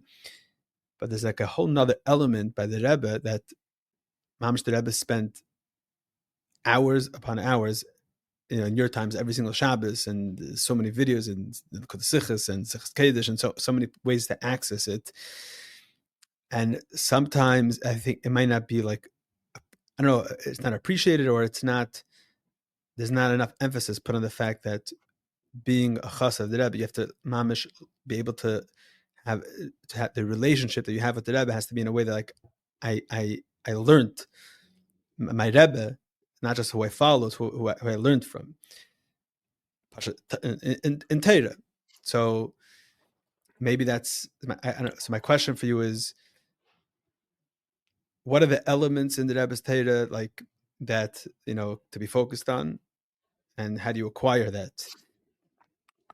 I know you deal with Bochurim, but everyone's there's ketanim b'shanim, and the Rebbe says ketanim in yedis. So there's two really parts to this nekud there, and I'm not necessarily the one that knows the answers. First of all, there's the etzem fact that the Rebbe kocht sich in Torah. Tesvav Tammuz Memhei, when the Rebbe spoke about the Svarim, so he expressed that he's not interested in this whole fight. There's no shaychus to me. What does have a shaychus to me? You would think the first thing you would say is Amay Mercedes. That Akash in Ramba. Or I'll have an answer or not. Then afterwards he said Amay Mercedes. The first thing he said is Akash in Ramba. My ninyan is Akash in Ramba. This is my ninyan. That's my ninyan. That's what the Rebbe said. This is who I am. And you see from the Rebbe's, it's a kochtkeit in learning. So we talk about the Rebbe's Torah, there's two parts to that. There's number one, they're koch in Lenin. In addition to koch in the Rebbe's Torah, the Rebbe Pasha demonstrated to us what it means to koch in Lenin. I mean, the Rebbe had the whole world on his shoulders. The whole world on his shoulders. I once spoke to a bochur. I said, you think the Rebbe was a CEO? That's what he did all day? I mean, a holy CEO. A Nasi CEO, Neshama Klolis, whatever words you want to use. I can't talk. Rabbi Kritzki, Rabbi this, Rabbi that. Tell him this. Yeah, he did it for a small part of the day. Most of the day, I think he's asking Gelan. This was his Rebbe's life. And he came to Fabrengen, and you could see. In was sich koch sich. The Rebbe once wrote a letter to someone who said he didn't get personal answers. The Rebbe said, I think, I remember the Lashon, it was recently, could be in the last 10 years, publicized. The Rebbe said that I want to bring you into what I'm koching sich in the Micht of Kloli. This is the Inyanim that I'm koching sich in. And the Rebbe demonstrated that. I met a Litvische bochur once. Tell him I heard a tape of a Fabrengen. It was a Pelletik Sach. Some Modne Sach. Modne, I think he said. It was 4 hours. Altstede. Look at him like he fell off the moon. Yeah, he thought, what's a Fabrengen? Like in film, it didn't put on the whole day. That's what the Rebbe was talking about. That 4 hours the Rebbe was speaking Torah. Because the Welt doesn't know that. This is a side point. It's our fault. We're very good in publicizing the movement of Lubavitch from Iftsoyim, etc., etc. But the Rebbe's Gadlus, Batoira, we have somehow, for some reason, failed to publicize that to Klal Yisrael completely. I mean, you're average. And those that know, that Ad Kedekach, there was a Litvish guy came to Morristown once, tells me, the Rebbe I know, he knew how to learn. His father also knew how to learn. At that point, we didn't have the Teres Levi Yitzchak and whatever the Svarim from the Blevik on the shelf there. I would have shown him. It's Chinese that even I don't understand the word that it says. That's how big of a Talmud Chacham he was. But they don't know, and there has to be some. This is Stama Maimer Amuzgir, something to be done that we can bring the Rebbe's Gadlus Batayda. That if you get interviewed by a Litvish magazine, they're never going to make the Rebbe bigger than the Litvish Gedolim. Schusam. But they have to come out that the Rebbe is at least as big as, let's say, those days they call him Reb Chaim Kanievsky Zatzal, right? At least, right? But not that they're happy that we're putting out film with Yidden. Teda they have, and we do what they call, let's say, the work that they don't want to do. Go be Mikadav of the Yidden. Because Teda we have. No, the Rebbe was a Godel Bateda, the biggest, right? But that's a Maimon Musgir. So part of this conversation is, yeah, mit sich poshet kochen, kipshuta in lernen like the Rebbe kocht by a Fabrengen. If you were there and you see it on the videos, where does the Rebbe get animated? When the Rebbe is upset about something, things that are happening to the world and to Klal Yisrael, und wenn kocht sich in lernen. That's where the Rebbe gets excited. Mamish, it's unbelievable. Yeah, so that's in this Fabrengen I'm talking about, the Skislev, the Rebbe says a whole sicha shleim sa'aretz. The Rebbe is screaming. But the sicha before, I think, or 2 sichas before, the Rebbe says a hadrin. The Rebbe is screaming as well. The Rebbe is mamish. But there was once a Fabrengen, you see, in Sichas Kodesh, Achim Shapesach Tavshin Lamed. It's famous Fabrengen. But the next Fabrengen, the Rebbe complained that I spoke 15 minutes about President Johnson and politics. And then was the Elam gekocht in the 15 minutes. That I spoke so much in learning. Nobody kocht like that. The 15 minutes about politics, that's what everybody was koching. And the Rebbe spoke about it because he had to speak about it. But the koch has to be the koch in learning. So that's number one. The Rebbe's, I myself saw, I mean, I was once inside when the Rebbe gave the Lov Menesregim to the Miyuchosim and then to the Vad Krachabad. The Rebbe said a sikha to them when they presented the Rebbe. So I was punked inside there. I got in and I was on the steps and I was looking over the Rebbe's head because I was higher on the steps into the Rebbe's room. And I saw whatever, the Rebbe's table. The Rebbe's table was mamish opposite the room. And you could see the Rebbe's Shulchan Aruch was opened. The Rebbe's glasses were on the Shulchan Aruch. His chair was moved. Ki'ilu, as if he was Pashut sitting and learning Shulchan Aruch. Probably, I imagine, Hilchas Lulav, I couldn't see, he's going to pick a Lulav and Esrei, till the minute that he got up and went outside. And the Sefer was still open. That's what the Rebbe was doing, sitting and learning till the last second mamish. I mean, Rebbe Moshe Ketlarsky, Olav Shalom, says a story. He peeked in once the Rebbe was sitting with a Sefer, a big Sefer or a Gemara or Shulchan Aruch, till the minute of the Fabrengen. He closed the Sefer. And then the Rebbe went down to the Fabrengen. He didn't waste a minute. He sat, pushed, and learned. Anyways, and you saw it, the boil. The Rebbe wasn't the Hatz Nelechas in his learning. I mean, he for sure was, because we don't know even Hashem's menu of what the Rebbe was learning, etc. But he made it open that this is my Inyan. So that's point number one. And there's learning the Rebbe's Torah. There are actually, it's when you start to learn the Rebbe's Torah, and I look now when I learn a sikh of the Rebbe, and when I was a bochur, it's a different limut, okay, because you're more mature. You're older and you see things differently. So when you're younger, you're like just learning the sikha. You're not learning, and also you don't know enough. You don't know a lot. Now when you know more, you push it around. So you look at it from broader lenses of what the Rebbe is really doing here, and it's amazing. And you have different kinds of sikhas. And it's hard to tell a person to choose what talks to him more of the Rebbe's Torah, because when it comes to his kashrus, it doesn't make a difference. If you learn a Maimer of the Rebbe, you learn a sikha of the Rebbe, what's known as the easy sikha of the Rebbe, a nigla sikha of the Rebbe, a rashi sikha of the Rebbe. But if you learn more and more and more, it literally, and you appreciate learning, because number one, if you don't appreciate learning, the Rebbe's Torah is not going to do anything to you. It's not. I mean, Beruchnis for sure it will. His kashrus. But as opposed to getting a person involved, if you don't appreciate learning, it's not going to do anything. Usually it's not going to do anything. You have to appreciate learning.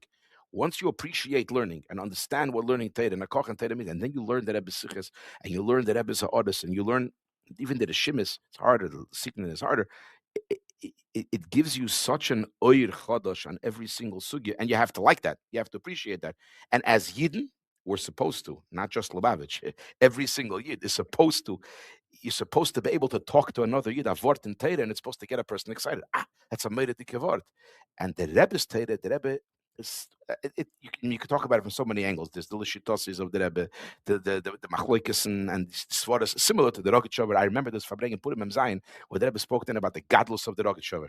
Purim Mem Zayin. It's a huge Fabrengen Mashiach. A lot of different. The Rebbe used it. The Rebbe said it's like one of the novelties of the Bria. Of the Bria, the Rogatchover's game. It's correct. So and the style of the Rogatchover. So I remember. Rebbe compared it like to the atom bomb, right? That's the same sichah. I was young then. I've seen that Fabrengen afterwards, and there's also a lot of aces about Mashiach, similar to what the Rebbe spoke in the later years. Different. It was a tremendous Fabrengen. Anyway, so afterwards, Rabbi Garari in Detroit, we were kids. We were 14 years old. So he told us, I'm telling you, the Rebbe was explaining about himself also, because the style, the Rebbe liked the Rogatchover. He was bucky in all the Rogatchovers for him, that his style is similar to the Rogatchover, to peel away and get to the Yesodis Hadover and explain all that. But these are all peratim when you start to appreciate Torah, When you start appreciating Torah, you start to appreciate what is the Rebbe doing here. And the Rebbe's nekuda is, what I find with the Rebbe's Torah is, usually you have certain ge'enim, Talmidei Chachamim, that they have a kav, they have a shnit. You have the shnit of Rabbi Chaim, the brisker shnit. You have the Rogatchover shnit. But the Rebbe, there's no shnit. You could learn different styles of explaining a sugya, to detailed cheshbon, to Kabbalah gematriyos in certain sikhs. The Rebbe goes to a gematria. There's a whole binyan about a gematria. It's not our style, right? It's the sort of Polish style. The Rebbe goes and gets the nekudas over just with that. So there's no real one shnit of, you can say that this is, I mean, the etzem one shnit that's obvious that all chelki and Torah of Torah are connected one to one, and therefore you can learn it in different ways. Nister has to fit with nigla and whatever. That's one malach, obviously, but it expresses itself in so many different areas. For example, the marshal punkt. I love this Rishima because I couldn't catch my breath when I read the Rishima, learned the Rishima the first time when it came out. I don't know, Tafshin Nun Ches, whatever it was, close to 30 years ago. So the it's Shimis Chafalev. Everybody should learn it because it's unbelievable. Number Chafalev, Cheveres Chafalev Bat Vayishlach. How Levi became Bar Mitzvah Boy Bayoim, that the story happened. The Rebbe goes to the Cheshbon. He never said this Bafabrengen Bachla. It's, by the way, fascinating that the whole Shimis, which is one of 3 huge books, almost nothing that the Rebbe speak afterwards Bafabrengen. Almost few things he did. In fact, some parts are mamash in the Kutasichas as well. But even Kloli, almost 100%. It's all new material, the Stama that the Rebbe spoke throughout the years, and this he never spoke about. But this Rishime, the Rebbe Poshen makes the cheshbon miyoyim olyem, but from Kloli, the other Mefarshim talk about it, and breaks it down. This is not a shnit, this is ge'enis. It's not a shnit, this is not a mahal, it's poshet ge'enis. And if you appreciate Torah, you can't catch your breath when you learn that. And if you develop a taste to appreciate what the Rebbe is doing and how the Rebbe goes tifet and tifet and tifet, you really develop an appreciation for that. You connect yourself to the Rebbe's Torah and you continue learning it. But it's very, very important to remember, learning something like once and not properly is not going to get you there. It's nothing. Learning the first time or just learning a sikha because you have to be Yetzizayin and learn a sikha, and you're not really misamik in what you're learning and sort of think about what the Rebbe is saying, whether it's nigla or whether it's chassidus. It's I can't say it's worthless, obviously, because there's an inyan of learning, right? The Shem learning. But if you want to become part of it, you have to chaz it again and again. And actually, this whole project, the halikut that the bochurim for the yeshivas, only a certain amount of bochurim can join. Obviously, probably because of funds. There's no money to start giving prizes to everybody. That actually does that, and you see it. The bochurim chazer and they chazer and they chazer and they chazer it, and they push it, end up knowing it. I would always suggest to people, whenever you learn now, you're going to forget it, and then you chazer it again in a year. It comes back all, and it's a tremendous limud. So it's something that we lived with at the time with the Rebbe's Torah, because there was new Torah coming out, the Kuta Sichas coming out, and I remember those Sichas because I learned it b'shaitoi. Okay, so those Sichas, some of them I remember even better than a Sicha that I learned last week, because you lived with it when it came out. I was connected to Sichis, not to the Maimorim so much. That's just me. But my Chaverim, for example, the Maimorim is what they were connecting to tremendously. And you can pick. You can't, unless you're mamish a genius and you spend learning a whole day, and there are those, Baruch Hashem, in Lubavitch, you could write them an email. Where does the Rebbe talk about any sugi and any topic? Boom, in a second, they'll give it to you. Kol hakavod, we need those people. But whatever talks to you, and from there, you'll develop an appreciation and a connection with the Rebbe's Torah, which is ultimately his kashrus. But you can't forget the first nekuda. You have to have a koch in London. The truth is, if you don't know enough Torah or a lot of Torah, you really don't know what the Rebbe is talking about. Most of the Rebbe's sichos are already step 2. You have to know what's flying. You have to know some Torah. And if you don't, you have to learn it with someone who can tell you. And the truth is, it's been again the Maimorim as well, and the Kutatera as well. The Alter Rebbe and the Kutatera is referencing almost always Gemaras and Midrashim. If you know that sugya, you'll see it's a different Maimir. Happens to me. I don't know a lot of the sugyas that the Alter Rebbe is talking about, especially Tanakh. I don't know. Most of it's Tanakh. But if you know a particular sugya, and then you open up the Maimir, right, of the Kutatera or the Rebbe's Maimir, and you know what he's talking about. Otherwise, you think you do, and you really don't. But you see in the videos when the Rebbe starts speaking Rambam, I guess also you see like Bochurim grabbing a Rambam and start looking inside. So it's like Moshe Groner Alav Shalom used to come to every Shabbos Farbrengen with the Lekut Levi Yitzchok and the Rambam, and he would and the Rebbe would, and the Chumash for Rashi, and the Rebbe would like give a shir. He would open up the sefer. I remember I used to stand on top, so I would watch him. He would open it up. He would follow along that the Rambam is the Rebbe saying. Yeah. I mean, I don't know. I mean, the Rashi Sichos, the Rebbe, there was a whole Seder. The Rebbe would Not announce always. which Rashi, Not, whatever. not always. Not always. Certain tkufas. There was sometimes the Rebbe didn't. They didn't say the Rebbe's going to. The Rebbe didn't. We didn't know the Rebbe's fabring until he walked to the front. Label Grona Right. didn't walk behind the Rebbe Shabbos. He would stand in the front by the beam in the front, and the Rebbe would walk by him, and he would shake his head, and sometimes he would say, "Sit Zaina fabring." That's how everyone watched. The Rebbe shook his head. This is up till Memches. So, for example, Vayichi Memches, the Rebbe walked by him. No fabring this week. Only time that Rebbe did it earlier downstairs was Rosh Hashanah Tov Shinun, Shabbos, that Rebbe said he's going to fabring. So there was no tekiyas. So I was davening in the back. I didn't have a place. There was no pushing. The Rebbe walked into shul, and right when he walked in, he turned to Label Groner and says, "Halb schon noch in davening mit seiner fabringen." Half an hour after davening, we'll fabringen. So in the back of shul, we already knew this fabringen till the news traveled. So when I learned by your father in Miami, so I think every single shir he brought in Likutei Sichos. Okay, he connected it to Likutei Sichos. So it could be part of it. I know we're not fixing all the problems, but I think maybe part of the issue is that you're learning all day in yeshiva, and then like chayus at night after chassidus at night at 9:30 at night, people just say the sichos. People are like with donuts. They're learning the sichos, and it's like an extracurricular activity. So you mentioned halikot, which is a beautiful thing that's happening in the yeshivas through the Vada Tmimim that's making a kach in the sichos. My question is, when appropriate, I don't know what's happening in yeshiva today, but is it appropriate to have it incorporated as part of the limud? Let's say if there's a sugya that they're learning that there's something from the Rebbe. I know there was a Gemara once that they made a bab mitzvah with the Inyan from the Rebbe on the side. From the country the first part of Schneimechsen. Yes, and they made it. They published a Gemara with that on the side. They didn't come out. Whatever. That's a whole other story. The publisher never passed away. Whatever, he got sick. Yeah. That's a different story. The short answer is that, first of all, it's done in all the yeshivas. In other words, if there's a sukya from the Rebbe or a sikha from the Rebbe or a brief from the Rebbe that goes into the mamish, the nigla parts of the nigla, the Rosh Yeshivas make copies and they give shiurim in it, where they tell the bochur to learn it. When they're learning the Maimorim Chassidus, if they're learning Maimorim, let's say from the Rebbe Nishma Seidin or the Tzemach Tzedek or whatever, and there's ha'oras from the Rebbe, they always bring it. That's obvious. That's not even a chiddush. What you're saying about incorporating a Seder limud of the Rebbe's Torah in yeshiva, the problem with that is the Rebbe would not allow it and did not allow it. Didn't even allow Rambam to learn Seder yeshiva. What the pshat is and what the reason is, I think it's pretty obvious. I mean, some maybe want to say that the Rebbe didn't want to, take away from the regular learning for his own Torah. I don't think he would allow Friedrich Rebbe's Torah or even whatever it is, any other Torah from the Rebbe. It's not learning Seder Halacha, let's say Alter Rebbe Shulchan Aruch, the Rebbe didn't want, because the Rebbe felt, I think that learning his Torah is not on the cheshbon of what every Fruma Yid is supposed to be doing, and we're regular yeshiva bochurim. The Rebbe always says, when the Rebbe introduced the Rambam, the Rebbe said it's been naisif to the shiurim maklim. We're only adding. Okay, we're not only adding. Exactly. Well, what did I hear from someone? The Rebbe said every fabrengen you have to be meisif in Torah mitzvahs. There's no time anymore. If you're meisif every single day for every fabrengen, there's no time anymore. No, the Rebbe didn't want that, so therefore it's not a conversation.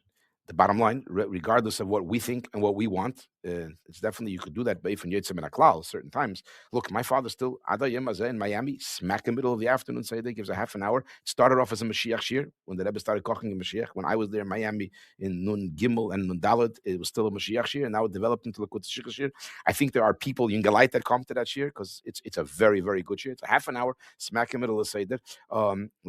He made that decision to do that, I guess, best of Inishlan, obviously, and it brought in a koch to the Bochurim. But look, I remember as a kid, I shouldn't say this, but I'll say it anyways, because people might take this the wrong way. I remember as a kid, my father fabrengen with the Bochurim. I guess it was in my house, because I was there. Why would I be there? I was a little kid. He was fabrengen, he was shikir, and he was screaming at the Bochurim, how is it possible that I don't walk by your table and you don't right away hide the Likutei Sichos? Meaning, why am I not catching you learning Likutei Sichos in the middle of Seder? He was trying to say, yeah, of course, you're not allowed to learn the Likutei Sichos. I'm going to scream at you for learning the Likutei Sichos, and I don't want this to be taken the wrong way, as if I'm giving a gushpanke for a bocher to close his Gemara and learn the Likutei Sichos in the middle of Seder. There's a time for everything. Obed. What says the gamvest a snack? The gamvest a fonkoheint. We could talk about a lot of things. What's me gamvet? Mek meich gamvet on the Likutei Sichos and learn the Likutei Sichos. and take a punishment for it if you have to. That's a different conversation. Whatever, but I'm just bringing out a nekuda. Sometimes the problem is that a bochur that is koching you the Lakuta Sichos is because he doesn't want to learn Gemara, and that's a different problem. It's a different conversation. The bochur that wants to learn Gemara and also wants to Lakuta Sichos, fine, okay, you have to find the balance. Right. And I guess you're saying an important point that you have to have a koch and teira in order to even appreciate this. I mean, if you watch a Fabring, if you don't know, forget about if you're not going to understand. Oh, that's part of understanding of Fabring is getting used to the Rebbe signature, but you have to be able to know the lingo of Torah. The lingo. The Rebbe was talking about. The Rebbe spoke to children different. There's 4 different styles of the Rebbe that he spoke. He spoke regular Fabrengen. He spoke to children. He spoke to the women, and then he spoke to Teferes Kenim Levi Yitzchak. Teferes Kenim Levi Yitzchak. The Rebbe spoke once a year on Chanukah. Menachem Galitzky was stark with busting people from old age homes, and the Rebbe spoke. The style was a Yiddish, like the Mechtovim Klolim of Nissim and Del that he used to write up in the later years with the fancy Yiddish that I don't even understand the word. If you take a listen to the Sikhs, till the later years, mamish, that's how the Rebbe spoke. But when he spoke a regular Fabrengen, he was speaking to Hamish Menschen, Kaviochel. We have to know what the Rebbe is talking about. We have to know the Musagim, we have to know the Nyonim. Even in the Sikhs, in the earlier Krachim, everything is translated into Yiddish. Every statement Chazal is translated into Yiddish. Later Krachim, it's not already. There's no translations of Chazal. Even in the Yiddish Sikhs. Right. You're expected to know it. You're expected to know, figure it out. Yeah, the later Karachim of the Sikhs is written like a Sefer and Torah. That's after Chedek Lamed. That's after Chedek Lamed. But I'm saying even the ones in Yiddish. Even the Yiddish. Yiddish is not translated. It's right. Okay. Are there? You said that are there certain inyanim? I have a question about the Rebbe's Torah. You said that the Rebbe's all different styles, right? Is there a unique inyan that's like unique to the Rebbe? Rashi, absolutely, not even a question. I mean, the Mashpim could probably tell you about the Rebbe's Maimorim, probably better than me, but in Nikla, that unique style of breaking down the Rashi like that in Pshut Shel Mikra. I mean, I'm not such a bucky in all the other Svarim, but that's something unique. And the Welt understood that B'shaitoi. Those that knew, they just wrote now. The Vat told me that we gave out now Tishrei. They gave out a whole, because it's so many years from the Rashis.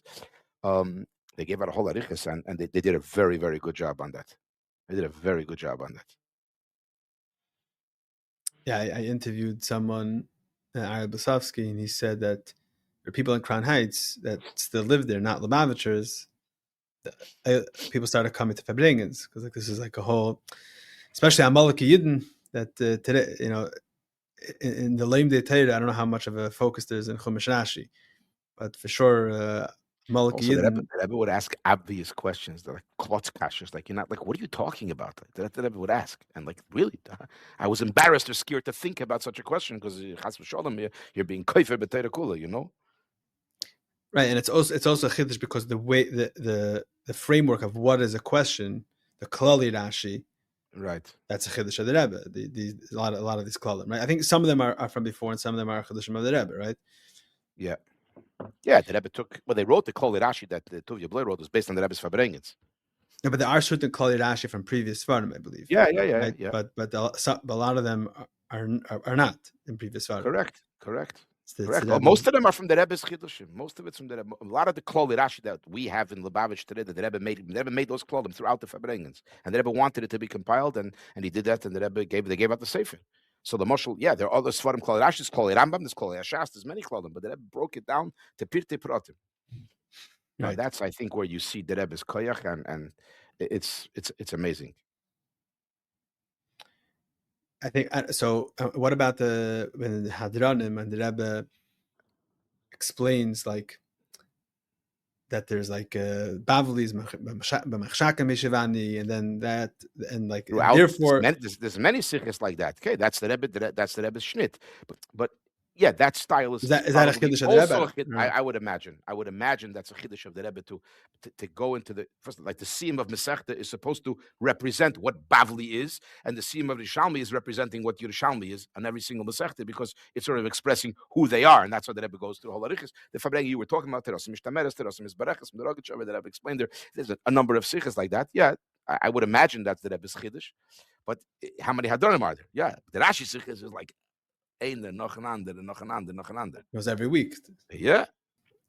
I mean, another Indian, like you mentioned before, that by the Rebbe you can basically choose which thing talks to you the most. I mean, you see that in one Fabrengen.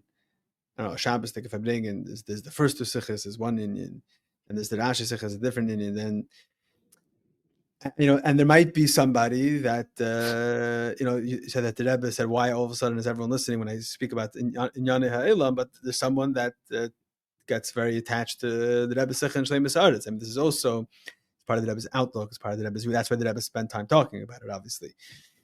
So, I mean, it's different,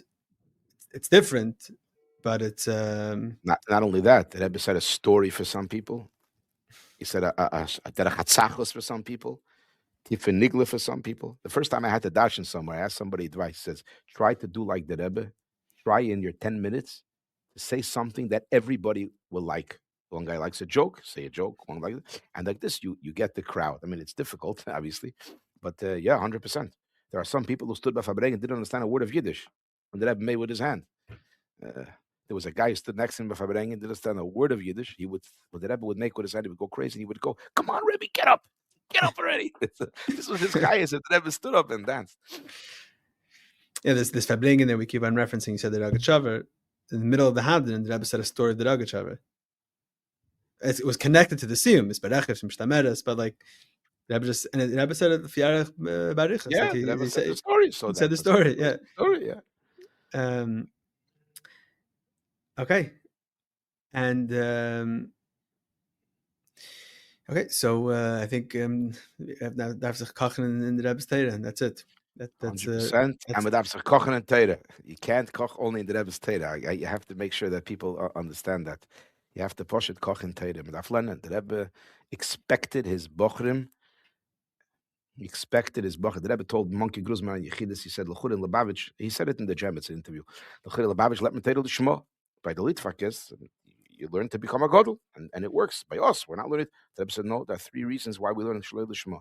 Number 1, to verstehen Chassidus. Number 2, to weisen the Misnagdim as Chassidim kennen lernen. And number 3 is Kashrus. This was the Shalei L'Shema, the Shalei L'Shema of the Lubavitch Bochur. The Rebbe literally needs us because it's negate afot samayonis. Forget about the etzem mitzvah and the etzem teira. Obviously, afot samayonis. You want somebody else to learn chassid, right? You need to be on the same page. Afot samayonis, trying to understand. If you don't learn, why should I learn your chassidus if you don't learn a word? But you have to show that you know it. You don't have to be a goyin, you don't have to be a Rosh Yeshiva, but you have to show that you koch sich in London, that you're learning Torah, and you're a Yedeh Sefer. The Rebbe expected that from every single bocher. Ad kedei kach, merkeshliches, to go on merkeshliches till today. You need to fill out on hola. I filled them out all for the bochurim. You have to be able to have an inyan and nigla and an inyan chassidus to be able to. What do you need an inyan nigla for? You're going to sell svarim and you're going to put on tefillin for you. No, that's how we're going to influence the veltas with Torah. That was mitzvah Torah, but a whole other conversation. But that's very, very important. And the bottom line is, I have yet to see anyone that's a boki and knows the Rebbe's Torah that's also an amor. It's not possible. And they're not becoming only Talmidei Chachamim from the Sichos, which, by the way, will work as well. If you really focus, it's possible, because if you do the research on every single Sikha and know what the Rebbe is talking about, you will become a tremendous Talmid Chacham just in and of itself, which is a tremendous thing. I remember I got heckled once. I once spoke to Bochurim, speaking about the Rambam. I koch a lot of Rambam, Baruch Hashem. My father, my Makir Toiv, that I'm learning Rambam since the beginning, almost. I mean, I missed here and there, obviously. So I said, you learn Rambam, you're Makusha. You also end up knowing Kol HaTorah Kula. I was haste, this kashes at the Rikit, say that. Shkoyach. Bottom line is of it. I think that's what the Rebbe said when he started the Takana, no? Of course. Kol HaTorah Kula, Ma'achat Klal Yisrael. But anyways. Okay. So Shekech, Rabbi Schapiro. Studus Tevis, Agut Yontev, Shana Teva, Tikosevu, Vesechasemu, Belimud Achsidis, Bedarki Achsidis, Tikosevu, Vesechasemu. Amen. While I'm on that subject, I'll just add a little plug over here. So it says in Sefer Menhagim that our minig is not to say Lashon HaTeva b'Lashon Rabim Tekasevu v'Seichasemu. You say Tekasev v'Seichasim like the Alter Rebbe wrote in the Siddur. But here it says Tekasevu v'Seichasemu. The answer is Poshet. What the Rebbe meant is, we don't say to a choshev v'yid, irizol tobna agutior. But when you're speaking to a rabbim, you take a say tikosevu. And I think when the Rebbe spoke to the women before Yontif, he would say tikosevi v'sekosemi. Although that's what you're supposed to say. It doesn't say it in the Siddur. So obviously, when you speak to a rabbin, you say tikosevu. When you speak to a yochid, even if he's a choshev v'yid, you don't say irizol tobna agutior and shonateva tikosevu v'sekosemu. And another, just a note. It says belimud chassidus. Ubedarke hachsidus doesn't specifically say darke hachsidim. Now there are places that it does say darke hachsidim, but you have to make sure that whatever the darke hachsidim that you're trying to emulate should be in sync with darke hachasidus. That's just a point. There's a lashon that the Rebbe used a lot in the Fabrengens, I think in the early years especially. Hadracheseha o minhageha. Yeah. So that's like darke hachsidus means hadracheseha o minhageha. Of what? Of the chassidus, yeah. Of chassidus. Okay, have a lot of Amen.